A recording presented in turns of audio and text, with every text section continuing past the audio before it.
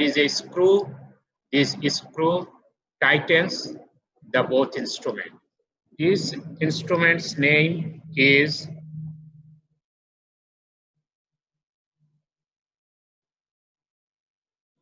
simply we say this is gastrojejunostomy clamp, but the name is Lane's twin gastrojejunostomy clamp. Twin because there are pair of instrument. Othoba Lane's paired gastrojejunostomy clamp. Usually we say Lane's paired gastrojejunostomy clamp or Lane's twin gastrojejunostomy clamp. It is a paired instrument. It is always used in pair. A straight or curved, the instrument you see has got finger bows, ratchet, etc. And there is a hook. Actually, there are two hooks. One at the near the tip and another at the middle part of the shaft. Here is a hook and here is another hook. You see, the hook is here and another hook is here. There are two hooks actually in one instrument.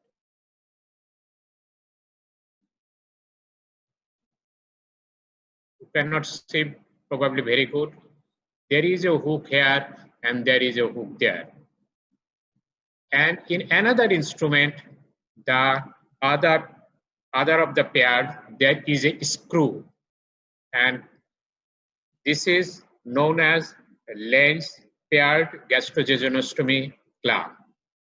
Actually, this instrument is used basically for gastrojejunostomy operation.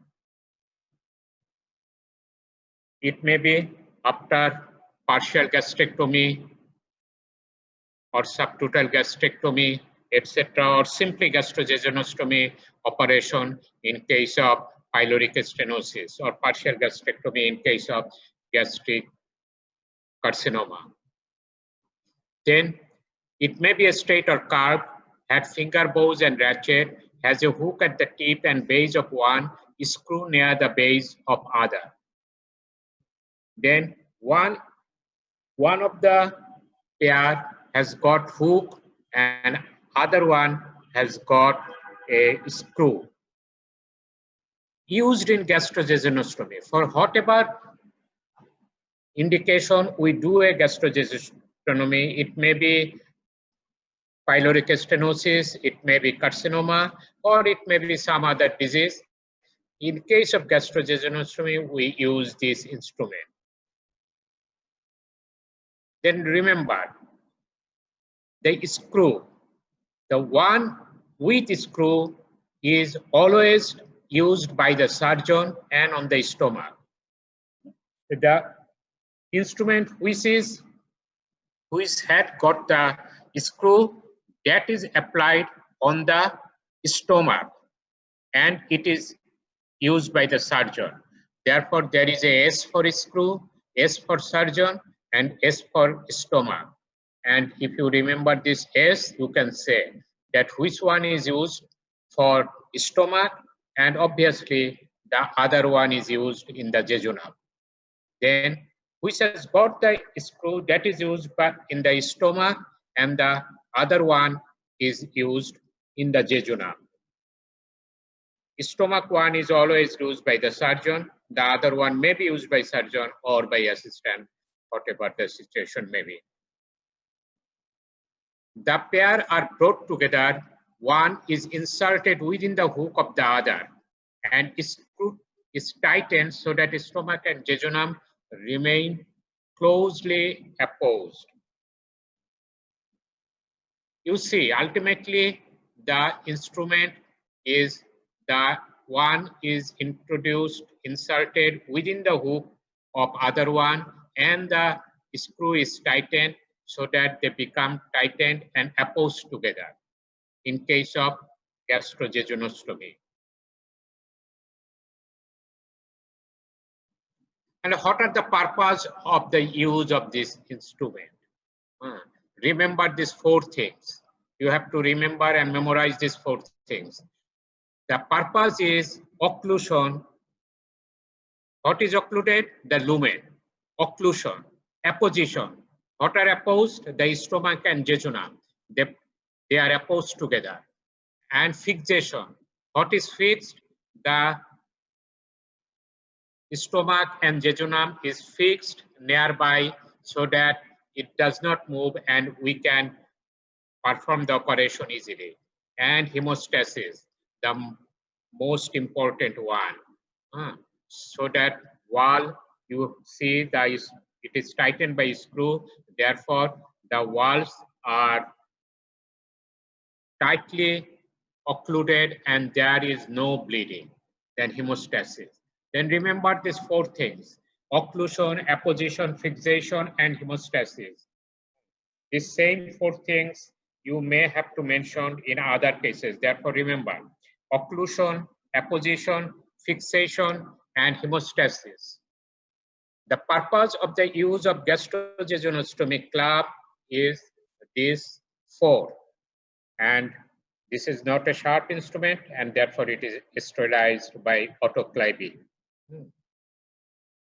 Therefore, the instrument's name is Lane's twin or Lane's paired gastrojejunostomy clamp. It is a paired instrument. One has got a screw and the other one has got two hooks on opposite side of the instrument, and the one with screw is used in the stomach by the surgeon. The other one is used in the jejunum by the assistant or maybe surgeon. The purpose of the using of this instrument is occlusion, apposition, fixation, and hemostasis. It is used in case of gastrojejunostomy operation and it is sterilized by autoclaving. Okay. Can I move forward? Okay, thank you.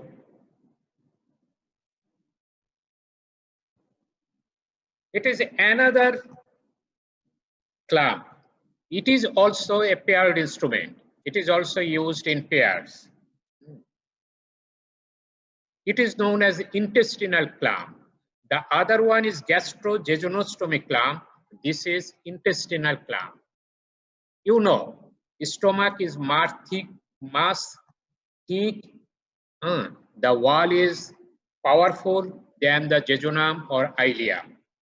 Therefore, in intestine, the gastrojejunostomy clamp cannot be used because gastrojejunostomy clamp is much stronger. In case of intestine, we use another clamp that is known as intestinal clamp. Within last 5 years, this instrument has been in your OSPE examination probably in 3 times. Therefore, it is frequently a common question. Of gastrojejunostomy clamp also I have seen, but probably twice only. But this instrument, the intestinal clamp, this is much more favorite. Then intestinal clamp, you see in comparison with the gastrojejunostomy clamp, it is much lighter and there is no hook or screw. There is no hook or screw. Then this is intestinal clamp and it is Doyen's type. It may be a straight or curved, whatever might be. And intestinal clamp, blades are longer and lighter, straight or curved. And now you see, you look at the blade. It is a straight one, it is a curved one. This is a straight one and this is a curved one. Now look at the blade. The serrations. In this instrument, they are serrated longitudinally in this direction. but here it is say or obliquely. Then one is longitudinal and other is transverse. This longitudinal type is known as occlusive type, and this transverse type is known as crushing type.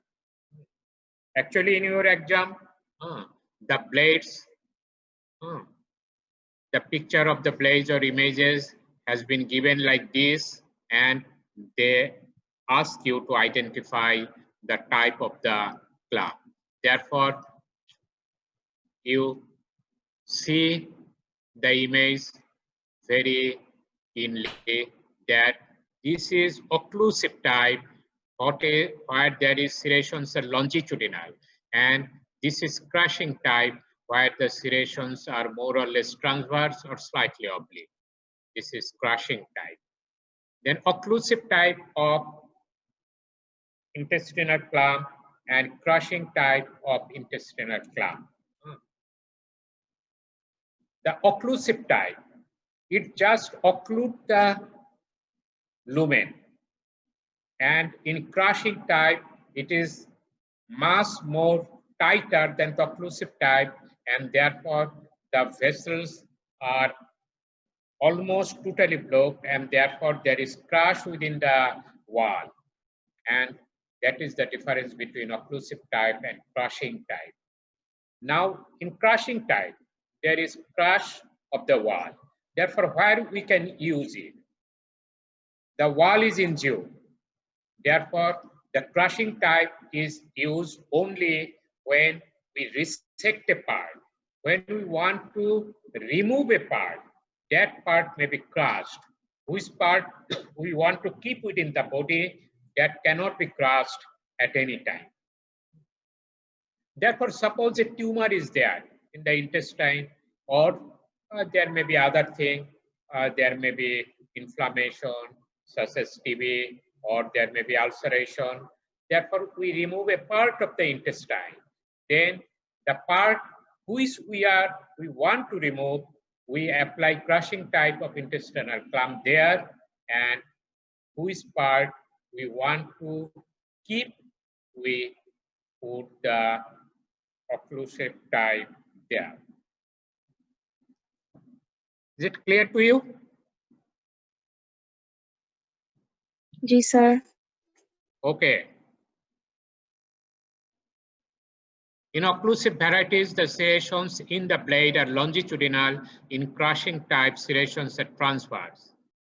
And the indication is same as gastrojejunostomy clamp. When we want to resect or anastomose, we want to resect a part of the intestine and we anastomose the other part, or we may not resect, we just want to anastomose one part of the intestine with the other part of the intestine. Then they used in resection and anastomosis of the intestine.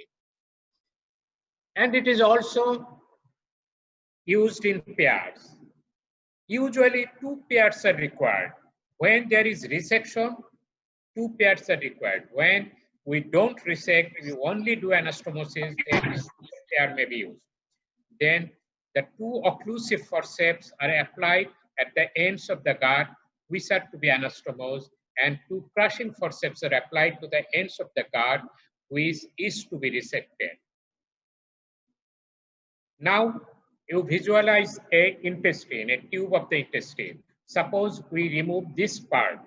We want to excise this part of the intestine, then we keep 2 crushing type of forceps just at the 2 ends of the tumor or whatever might be, which part we want to resect. And the other 2 ends we want to anastomose, and we apply occlusive velocity on that 2 parts. And it is not a sharp instrument, it is sterilized by autoclaving. And the use or purpose of using this instrument is same as before. the occlusion, apposition, fixation, and hemostasis. The four as before. Therefore, I told you to remember the four things: occlusion, apposition, fixation, and hemostasis.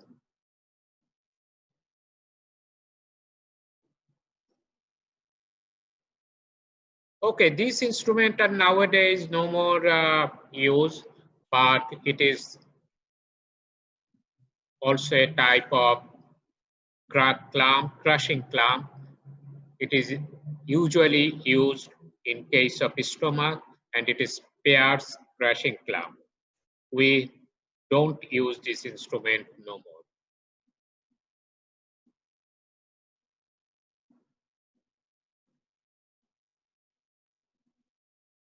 And look at this picture, what it looks like. It is somewhat a long, slender, metallic, solid rod-like things. Where it can be used, what it may be the purpose, you know. Sometimes in your bathroom or in your wash basin, the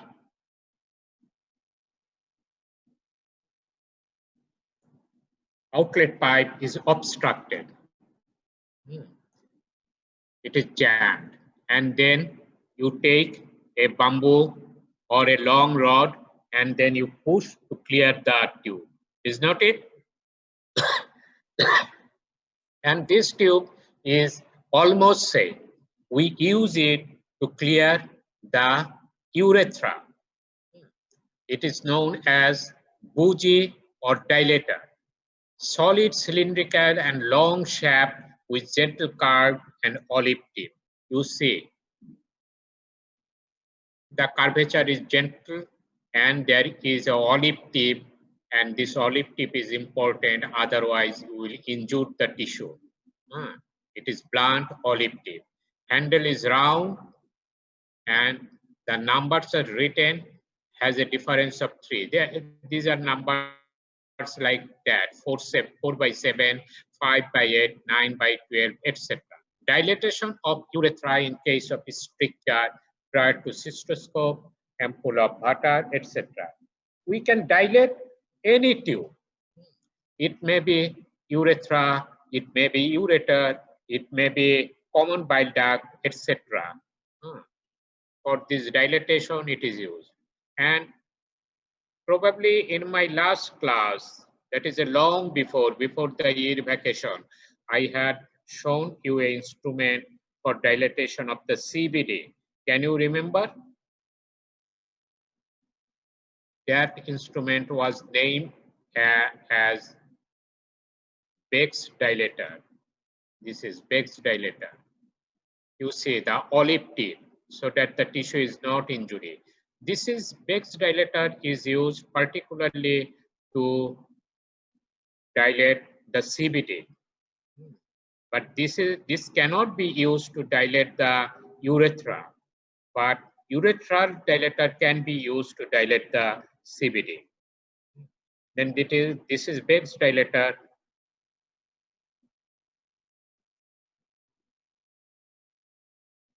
And this is much longer and slender. This is Lister's metallic bougie or Lister's metallic dilator. There is another almost similar type of instrument that is known as Claton's metallic bougie. Claton's. The difference is little. Here the end is flat and here the end is round and solid. When I was a student like you, I remember on Claton and the end is flat on. Okay, this is flat. When the end is flattened, that is Platon's metallic bougie. But fortunately, nowadays disruptive instruments are rarely used, and of course, nowadays we don't want to burden you with urological instrument. But in our time, we had to face the urological instrument in our exam. Okay, the only difference from Lister's bougie is that handle is not round but flat and violin shaped. It is violin shaped. The tip is blunt but not olive shaped. Numbers are written with a difference of 4. I don't know why this is difference. It is something like that the phone charger or the electric socket, etc. Every company is made its own style. You use a iPhone, their charger, end of the charger is different type. You use a Samsung, their charger end is different type, and use Nokia, that is a different type. I don't know. There is no universal rule. And like that. This type of instrument is numbered at the difference of 4, 6 by 10, 8 by 12. Why it is not 4 by 7 or 5 by 8, I don't know. Okay. Okay, Lister's metallic bougie and Clarton's metallic bougie.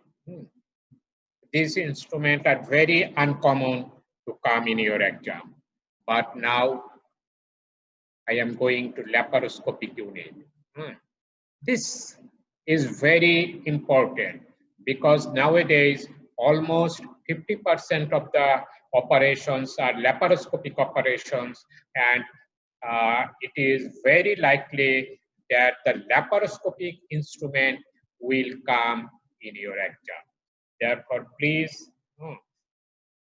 go through the laparoscopic instrument very thoroughly. Laparoscope. What is laparoscope? It is an instrument to see within the peritoneum cavity. You know, laparo. It means the abdominal cavity or peritoneal cavity, and scope means seeing, visualization. The laparoscopic unit, it is a type of endoscope by which we can see inside the peritoneum. Okay, then laparoscopic unit. You see, there are multiple instruments here, and it has got different uses. First thing is laparoscopic tower. Almost all of you must have seen this tower when in our OT. If anyone in your class have not seen it yet, I request you to please go to the OT when the things will be normal, and at least once you see the instrument yourself. Seeing is believing. You see the whole things and you will believe and you will remember. Then laparoscopic tower. What are the units there? What are the instruments are there? First thing is monitor. At the top of all the instrument is the monitor. And what is monitor? It is something like a TV screen. We can see the inside of the abdomen in the monitor. This is monitor, and there is a light source through which light is pushed into the peritoneal cavity, and this is also camera unit. Actually, the camera is inside and the light is along with the camera, and this is the camera control unit and light source. And you know, in laparoscope,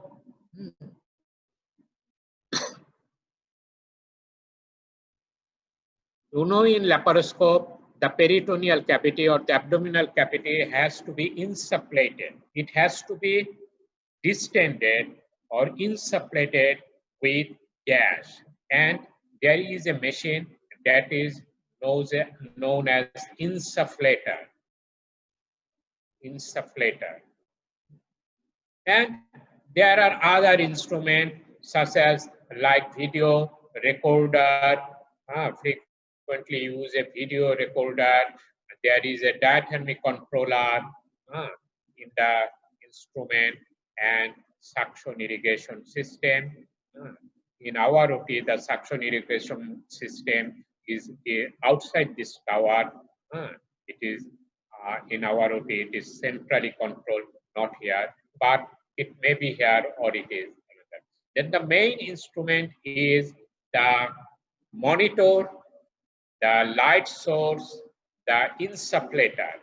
These three are the most important part of the laparoscopic unit.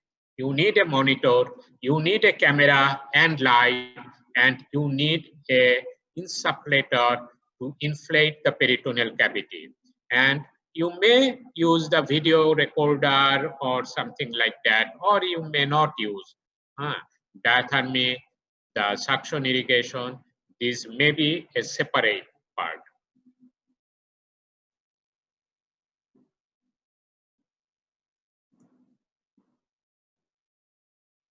Then the same thing, the monitor, the camera unit, the insufflator. These three things are the basic parts, but there are other things. Then monitor. It is a simple instrument. Everyone know monitor. Probably you know better than me what is a monitor. Then insufflator. For insufflation, this question is frequently used. Which gas we use for insufflation? Remember, we use carbon dioxide. We use carbon dioxide for insufflation. We use carbon dioxide to insufflate the peritoneal cavity. Why we use carbon dioxide? Why we don't use other gases such as oxygen? You know, oxygen is a flammable gas. The oxygen is a flammable gas, therefore we don't use oxygen. When we burn the tissue, we apply the diathermy, there may be fire within the body. Therefore, we never use the oxygen. Then nitrogen. We can use nitrogen, but the problem of nitrogen is that nitrogen is not very well dissolved in the water. But carbon dioxide is easily dissolved in the water, that means in the body fluid or peritoneal fluid. Therefore, carbon dioxide, if we cannot remove all the carbon dioxide from the laparoscope, the portion of the gas which is retained within the abdomen, that is easily absorbed.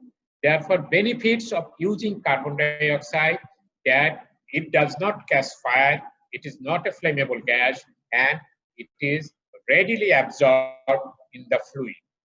Therefore, we use carbon dioxide for insufflation of the peritoneal cavity. Then the light source. You see, this is the camera, and the light source are along with the camera. Actually, the light which we usually use halogen light, halogen or xenon. Both may be used, halogen or xenon light source. These are the light source. Okay, these are diathermy. Now come to the instrument. The instrument of the laparoscope. You see the instrument. The end is sharp, and For what purpose it can be used? The sharp end to make a hole in the abdominal cavity. This sharp instrument, with this instrument, we make a hole in the abdominal cavity. Actually, at the start of the instrument, of the draping, painting, etc., first we make a small incision, very small incision in the skin, and then bluntly we introduce this instrument within the abdominal cavity. These are known as trocar and cannula. You see the instrument very clearly. This is trocar. This is sharp instrument. The end is very sharp. And this is cannula. The trocar is within the cannula. After making the port, we remove the trocar and cannula is retained there. Therefore, this is trocar and this is cannula. Probably these questions came up 2 or 3 sessions before, and that was actually supply based, and some students has identified this instrument as proctoscope. And please see, this is a very sharp instrument. You cannot use it as a proctoscope, because the rectum and anal canal will be injured easily. And proctoscope is a different type of instrument. And you see, this is the trocar and cannula. After introducing, we remove the trocar from the cannula, and cannula is remained in the wall. There are 2 types, actually 2 sizes of trocar and cannula.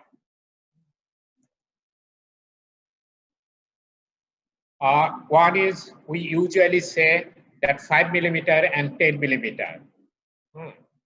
The actual mark size may be slightly different, but we say that 5 millimeter and 10 millimeter. Okay. Then this is the cannula. There is a valve here, and through this one, we introduce our working instrument into the body through this valve.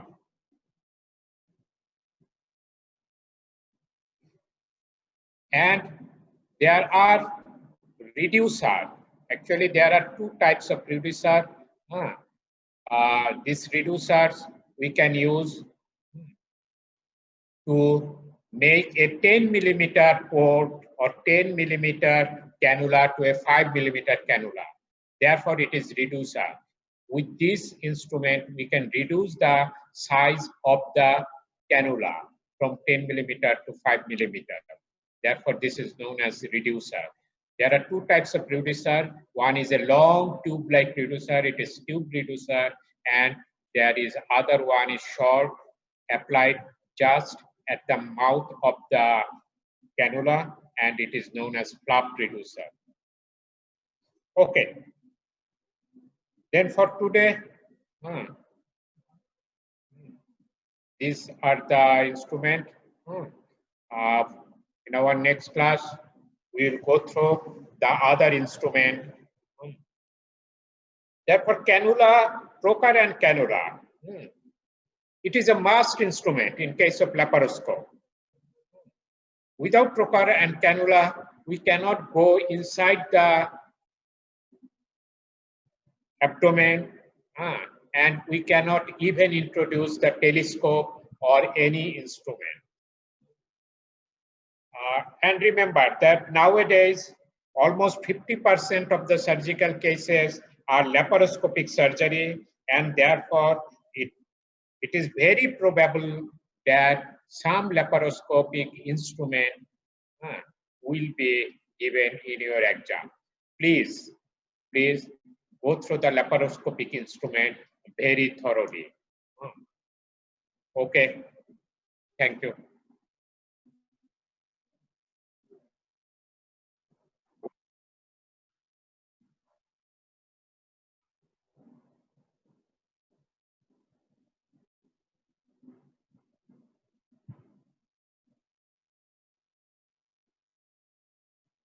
Okay, then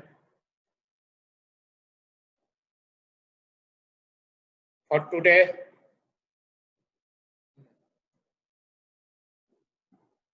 I am leaving. The next, Dr. Tuhin will come, and hope everyone will remain safe.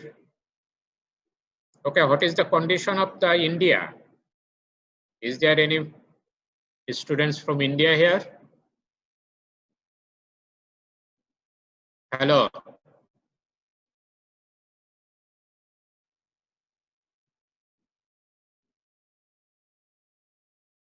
Can you hear me? G sir. G sir. Indian কেউ আছে এখানে?